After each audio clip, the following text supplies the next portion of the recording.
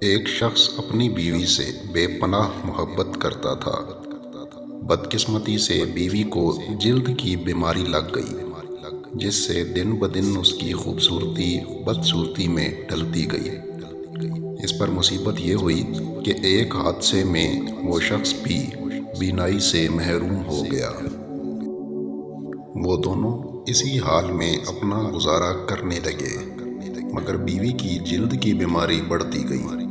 وہ اتنی بدصورت ہو گئی کہ کوئی اسے دیکھتا تو کراہت محسوس کرتا، مگر اس کا اندھا شوہر اسے لقمے توڑ توڑ کر کھلاتا تھا۔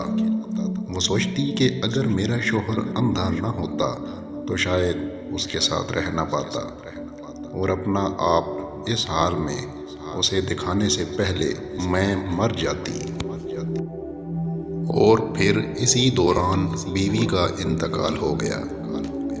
اس صدمے میں شوہر نے اپنا سب کچھ فروخت کیا اور دوسرے شہر جانے لگا تو راستے میں کسی نے آواز دی، اب تک تو تمہاری بیوی تمہاری آنکھیں بنی ہوئی تھی، وہی تمہیں پکڑ پکڑ راہ چلاتی تھی، وہی تمہاری مدد کرتی تھی، اب کہیں اکیلے کیسے جاؤ گے؟